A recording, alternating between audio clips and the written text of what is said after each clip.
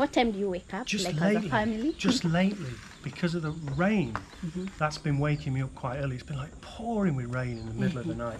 But usually we would wake up about 7, half 7, something like that, and then we'd get up, have a Kenyan tea to start the day. Yeah. Then I would read the newspapers, read the news online, see what's going on in the UK and Kenya. Yeah. Like Keep to keep updated. a finger on the pulse of both camps. Yeah. Okay. And you've been here for how long? I came out on this trip. I came out in late October, so I've been here a month, and I'll be here until the end of March. Okay. Yeah. Like It'll be 5 months. Oh. Yeah. Oh wow. On this trip. So I tend to spend 5 or 6 months a year in Kenya. Okay. And then the rest of the time in the UK. Okay. A little bit of time in Spain as well. Say again? What do you do in the UK? I'm an airline pilot in the UK. I fly the Boeing 737, which is the same type that Kenya Airways use, actually. Amazing. Yeah. So you're on leave for 6 months? Yeah, well, the employer I work for does a fantastic deal on winter leave, where basically you end up getting half pay if you take all that time off in the winter. So for me, it's just fantastic, because of course that's a quiet time for the European short haul holiday market.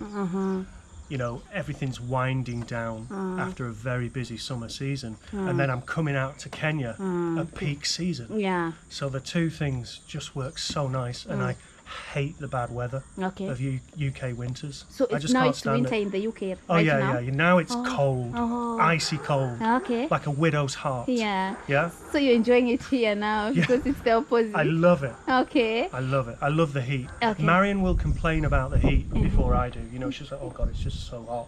But for me, no, I love it. I'll Okay. never complain about the heat. Okay. And how is the life of is it a pilot? How is life of a pilot? How is it? I would love to know. My life in the UK is very different from my life here. Talk Here, about. like here, I lose track of what day it is, and I really like that. Like the other day, I said to Marion, "It's Friday. It's Friday." She said, "No, it's Thursday. Yeah. Tomorrow's." I was like, "Is it?" And I kind of love that, because in the UK, my life is so. It has to be regimented. Like sometimes we chat on the phone every day. Yeah. But sometimes it'll just be for a few minutes, and I'll say to Marion, tomorrow morning between 5:22 and 5:28 Kenyan time, I've got a 6-minute window where we can chat, and that's me walking from the car park to the crew room. Yeah. I know that's the only time I can talk, Oh. because from there onwards I'm at work. I've got a 5-hour flight down to Larnaca, an hour on the ground. You can't chat then, it's so busy. 5-hour flight back, plus all your post-flight stuff, plus the journey home, and you know by that time it's bedtime for her in Kenya. Yeah. So we have to be a lot stricter. My life over there is a lot more regimented than it is here. You know, here is nice. It's just so relaxing with the family, the children, and it's just a lovely place to be. Okay. In the UK, it's work. I'm there. I'm earning money. Yeah. It's very different. So then, just lately, Mary and I have been viewing quite a few plots of land. So I'll take her out, and we'll view those, evaluate them. We might go out for lunch. Depends how she's feeling, because she's heavily pregnant. Yes, yeah. She's not as mobile as she was. You know, she gets very tired very quickly. But we tend to go out for lunch. Usually our favourite restaurant, Tiki Bar in Diani. Very nice. Well, there's other places that we go as well, of course. We might go for a walk. I'll practice my Swahili with her. You know, she has the patience of a saint. Yeah. We'll just practice a phrase until I get it right, you know. Yeah. And we'll come back, we'll make an evening meal together. Yeah. We might all watch a film together. Yeah. And we'll probably be, at the moment, we're probably in bed by about 9 o'clock, So you just 9:30. flow. Here in Kenya, you just flow with we whatever. don't have to be in any particular routine, place yeah. at any particular time. Oh, I see why you love here now. And I just love that, Okay. you know. Uh-huh. Yeah. Because I'm ruled by a roster Yeah. in the UK. Okay. And it, you know, it's on my phone, and it pings on my phone, and that dominates my life, telling me where I have to be always. But when I'm here, I don't have any of that. You chilling, I just have relaxed. I sleep so well when I'm here. Okay. You know? Wow. Hey. I just have like inner peace. Okay. Yeah. And I've heard you talking about buying lands and investment. Why are you so much into investment here in Kenya? Because at the moment our lives here it is funded by property investments that I own in the UK and Europe, which is fine, but it puts us in quite a perverse situation where, like, the worse the Kenyan economy does, the better off we are, which is a very strange situation to be in.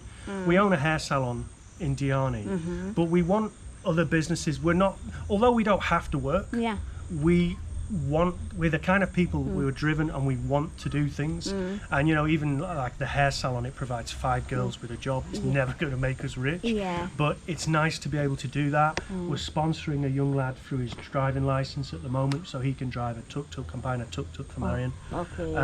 And we want to do other things and hopefully get the kids into stuff as well when they get older, because we're both firmly of the opinion that you should give your children as much help so they feel they can do anything, but not so much help that they feel they can do nothing. So we don't want them just to be sat around thinking, well, mum and dad don't do anything, so we won't either. So your plans later in life is to retire here in Kenya, not in Definitely, the UK? and we have had that discussion. Obviously, I love Kenya. Marion loves Kenya. She wants to live in Kenya. I want to live in Kenya. I can't handle UK winters. As I've got older, I'm 49 now. As I've got older, I've found it increasingly difficult to be in the UK in the winter. I bought a house in southern Spain, that was my plan. To go out before I came to Kenya, to spend the winters out there in southern Spain. But I didn't gel with the place like I did when I came to Kenya. When was the first time you came to Kenya? Only October 21. So not that long ago. Oh wow! No. Just not 2 that years? long ago. Yeah, but I've spent a lot of time here. Wow, 2 years and you fall in love with this country. Yeah, we have almost 2 children on the. We have 2 children. We have our own house. We kind of get on with things, and we haven't really wasted any time. So have you taken Marion to UK? Not yet.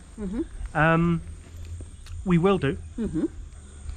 It's logistically it's a little bit tricky with the 2 children, with the new ones, where you're going to have 15 months between them. That's a lot for her to bring those children on a flight on her own.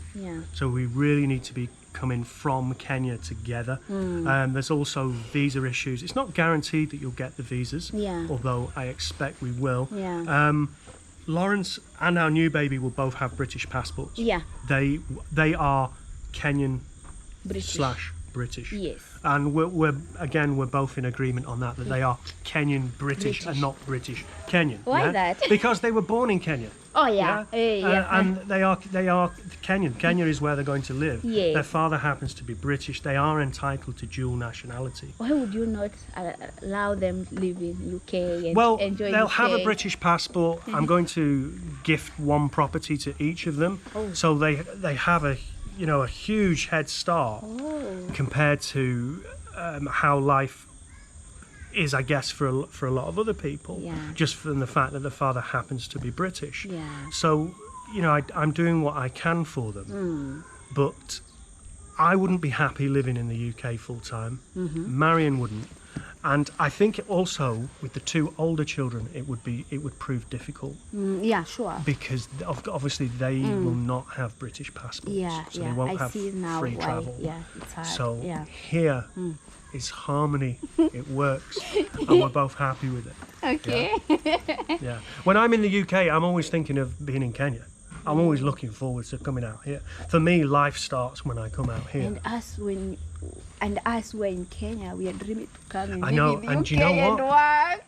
That is so funny because I read a lot of comments online from people, a lot of Kenyan stuff, groups and things, and people think Europe is the holy land, and I think, oh God, honestly, invest your time and your efforts in your own country. Honestly, I honestly feel like that. What would you tell those young boys and girls who are dreaming to come and live in UK? Well, the thing is, they only see one side. They'll see somebody will post up a comment saying, yeah, I've been working as a chambermaid and I'm earning 100,000 shillings a month. And they think, oh, that's a lot. And they're basing that on the fact that they can rent a one bed in Kenya for 10 or 12,000 shillings a month. They've got no idea what it costs to rent property in the UK. You know, and when they get there, they will think, oh my God, it's a very expensive country to live. Very expensive. You need to be earning big money in the UK. To survive. Yeah. I mean, if you're earning not much, you're going to survive. But if you want to really do things, you need to be earning big money. Okay. So do you own investments in UK? UK, yeah. And I have a house in Spain as well. Okay. Oh. Yeah. Oh, I see. Yeah.